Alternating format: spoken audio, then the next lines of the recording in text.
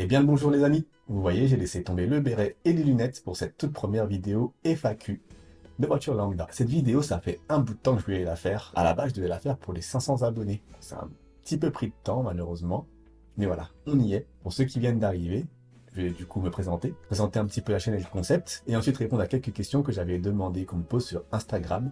C'est des questions plus ou moins intéressantes d'ailleurs. Pour la présentation donc, je m'appelle Davy, bienvenue, et j'ai créé Voiture Lambda il y a maintenant de là 5 ans. Sauf que vous avez bien vu que la chaîne est active seulement depuis août 2022. Et il y a une explication pour cela à laquelle je reviendrai peut-être plus tard. Donc sur Voiture Lambda, je fais des essais routiers, sur YouTube en tout cas, et sur les réseaux sociaux, je donne des conseils d'achat et d'entretien de véhicules. Ce qui s'est passé avec Voiture Lambda, c'est assez fou parce que on est parti de zéro, enfin je suis parti de zéro au mois d'août 2022, donc il y a un tout petit peu plus de 6 mois. J'ai commencé à poster régulièrement des vidéos sur YouTube en novembre, et sur les réseaux sociaux aussi en novembre. Et en fait, ce qui s'est passé, c'est que les réseaux sociaux, entre novembre et janvier, on a eu un pic de presque 20 000 abonnés. C'était assez dingue. À la base, pour avoir des véhicules, je demandais à des amis ou à des proches. Très rapidement, ça a switché parce que j'ai pu avoir des deals avec des constructeurs directement en leur demandant des véhicules. Je ferai peut-être une vidéo sur le sujet pour savoir comment se passe un essai presse, parce que c'est exactement ce que je fais. Les voitures que vous voyez sur la chaîne, c'est des voitures, là, sur les 3-4 derniers essais, que les marques me prêtent directement. C'est une très bonne chose parce que du coup, sur les essais presse, les voitures, je les garde beaucoup plus longtemps que lorsqu'on me les prête par les proches ou des amis.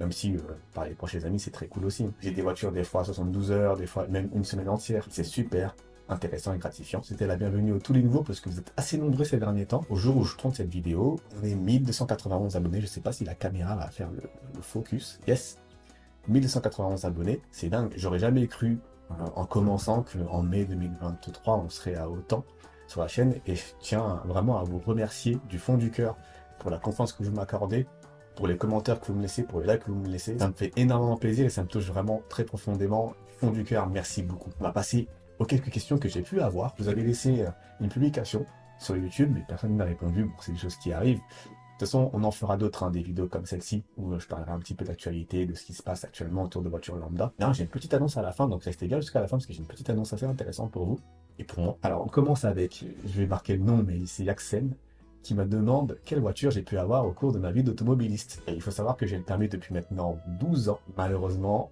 ou heureusement, ça dépend les personnes et les points de vue, j'ai changé beaucoup de fois de voiture. On va remonter très loin, donc on remonte en 2009, où j'ai commencé avec une Super 5, une édition Spring, qui m'avait été prêtée par mon oncle juste après que j'ai eu mon permis, mais je ne l'ai pas gardée.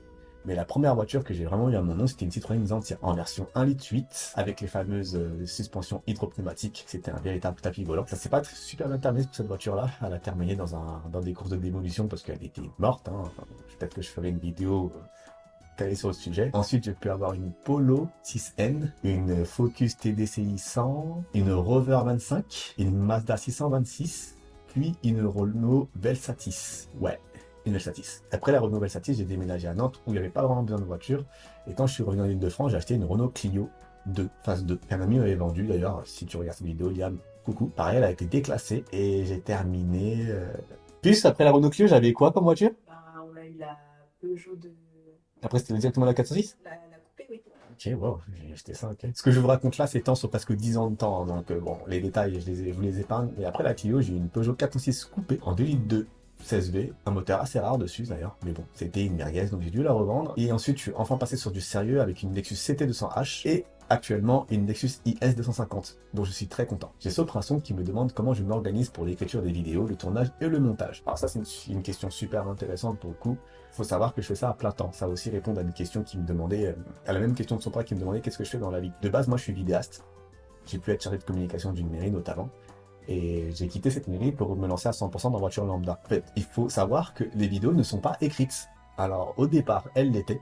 Les deux premières vidéos de la chaîne, la Seat Leon et la Opel Corsa, sont des vidéos que j'ai écrites. Elles sont qu'en voix off, et la formule ne me plaisait pas trop. Et ensuite, je faisais juste des petites fiches jusqu'à la Golf 7. J'ai fait des petites fiches mémo avec les informations à donner lors des vidéos, lorsque je filmais. Et depuis la Golf 7, j'écris plus les vidéos. J'y vais littéralement en freestyle.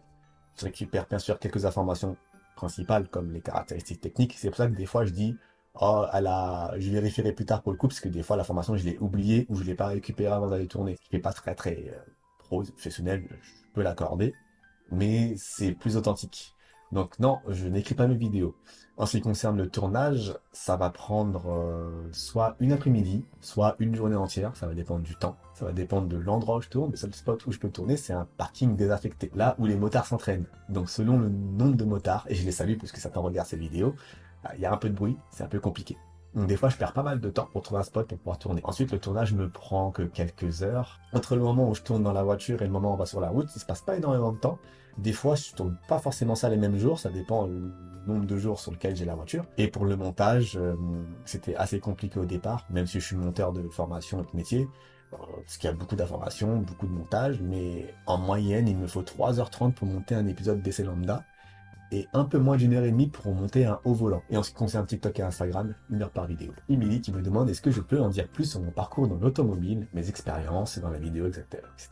Je vais commencer par la vidéo déjà. Pour ce qui concerne la vidéo, j'ai commencé en 2016 en autodidacte. J'avais acheté un Canon 600D, comme la plupart des vidéastes qui se forment, et j'ai fait mon bout de chemin en vidéo en tant qu'indépendant et de freelance. À bout de 6 ans d'expérience, j'ai fait une école de cinéma où j'ai pu obtenir un diplôme de monteur cinéma audiovisuel. Le lien avec l'automobile, c'est que je suis fan d'automobile depuis que je suis gamin. J'ai pitché voiture lambda sur scène il y a quelques semaines sur un programme qui s'appelle Diversity Days, où ma phrase d'intro, c'était que j'expliquais que quand j'étais gamin, je me déguisais en Ford Fiesta pour le carnaval de mon école. C'était la Ford Fiesta de ma mère. J'adore l'automobile depuis que je suis gamin, et c'est une passion que j'ai reliée forcément avec la vidéo au bout d'un moment. Donc au départ, voiture lambda, je faisais juste des vidéos, j'allais sur des rassos notamment, je faisais des vidéos avec mes potes et compagnie, je me suis très rapidement lassé de ça, et j'ai pu accumuler une connaissance sur l'automobile au fur et à mesure de ma vie qui a fait que j'ai pas mal conseillé les gens par rapport à leurs futurs achats ou vendre une voiture, comment l'entretenir. Et donc je me suis dit, je sais faire de la vidéo, je m'y connais un petit peu en automobile, pourquoi pas lier les deux. Savoir qu'entre temps aussi j'écrivais des news sur clubic.com, un site d'actualité high-tech qui fait des news automobiles, et je leur avais proposé de faire des vidéos, ça s'est pas fait malheureusement, et c'est pour ça que j'ai fait de mon côté. Et ça a donné ce que vous connaissez aujourd'hui. Alors j'ai 6Alexandre6 qui demande où as-tu acheté cette super casquette? Je la porte pas aujourd'hui, mais elle est juste derrière la caméra là. Cette casquette slash béret, en fait je les prends juste chez Jules. Voilà. Ça coûte 20 € chez Jules. Ça fait largement le boulot.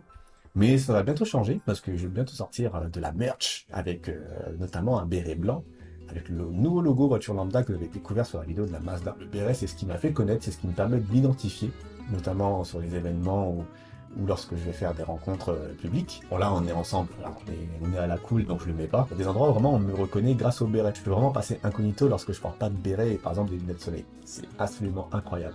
Donc ouais, le béret.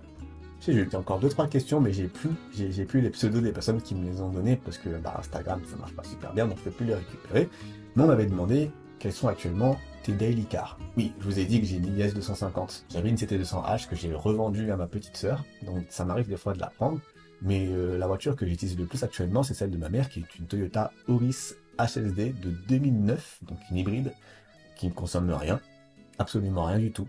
On est à moins de 5 litres au 100. La Lexus, elle se déplace en fait de parking press en parking press finalement. Ces derniers temps, je la conduis pas beaucoup. Elle passe souvent son temps sur ses parkings. Donc ouais, mes daily, Lexus IS 250 et Toyota Auris hybride de première génération. La dernière question qui m'a été posée par une abonnée Instagram qui me demande que comptes-tu proposer en 2023? Je pense que c'est une belle sortie d'autoroute pour conclure cette vidéo, du moins la session de questions. Alors en 2023, on a déjà passé presque la moitié de l'année en 2023.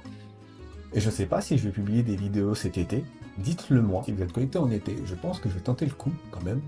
Peut-être moins. Là actuellement on est passé à 2 vidéos par semaine. Peut-être repasser à 1 vidéo par semaine pendant l'été et repartir en septembre. Mais ce que je compte vous proposer en 2023, je pense qu'on va essayer d'aller plus loin. On va essayer d'aller plus loin. Là actuellement je suis tout seul. Je n'ai absolument aucune aide. Et comme je fais ça à plat temps, j'aimerais bien que ça change pour la fin de l'année, voire le début d'année 2024. Et donc j'aimerais bien pouvoir avoir, pas une équipe, mais pouvoir recruter des personnes qui viendront filmer à ma place et éventuellement monter les vidéos à ma place pour que moi je puisse plus me concentrer sur la vision de voiture lambda.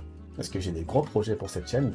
Là on est sur une chaîne YouTube, mais j'ai envie que ça évolue en quelque chose de plus gros, notamment avec des documentaires et des reportages vraiment très travaillés, très produits. Là c'est le côté vidéaste qui parle, que j'aimerais vous proposer. J'en ai déjà fait un avec la Twingo by Lord Moto, avec Lord Moto que je salue bien sûr, avec Sébastien Rollo, Nathan que je salue. Et c'était un super reportage. Il n'a pas fait beaucoup de vues, je suis un peu triste, hein, mais j'aimerais bien faire des reportages du genre de plus en plus souvent. Et vous savez, moi j'ai un focus assez particulier sur les marques japonaises que j'aime beaucoup.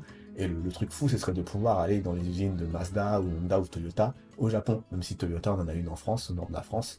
J'aimerais bien aller la visiter, mais vraiment aller participer, voire parler peut-être avec des chefs produits, des chefs ingénieurs de produits Mazda, Toyota, ce serait un truc de fou. À part ça, on continue à faire des essais. Je vais introduire des sélections de voitures d'occasion selon les budgets. Un peu comme faisait Villebrequin avant. Là, ils le font plus du tout, du coup. Parce que j'aime beaucoup la chaîne Villebrequin. J'aimerais bien reprendre ce petit concept-là, mais en allant beaucoup plus en détail par rapport au modèle, la fiabilité, les choses à surveiller, compagnie, tout ça. Et pour le reste, on continue les essais lambda. On a de belles choses qui arrivent pour les prochaines semaines. Je peux pas vous révéler la liste, ce serait spoilé.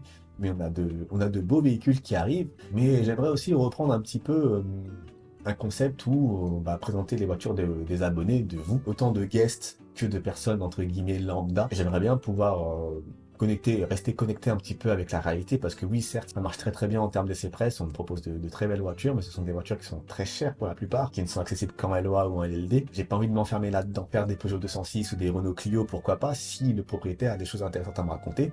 J'adorerais faire ça. Donc voilà ce que je peux vous annoncer pour l'année 2023. Et donc pour terminer cette vidéo, déjà en vous remerciant de l'avoir suivi jusqu'au bout, comme d'habitude, je vous invite à liker à fond, parce que ça, il n'y a que comme ça que ça marche sur YouTube. J'aime pas commander les likes, mais allez-y, faites-vous plaisir.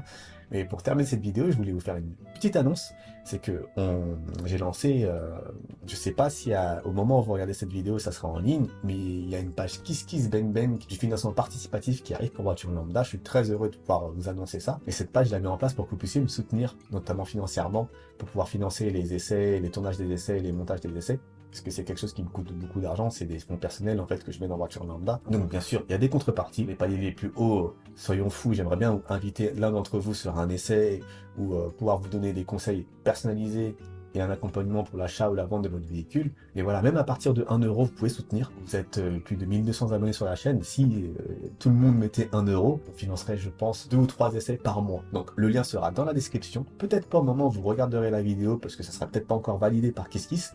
Mais lorsque ce sera le cas, vous l'aurez tout le temps et je le mettrai en fin de vidéo. Donc voilà les amis, ce sera tout pour cette vidéo FAQ. J'espère que ça vous aura plu.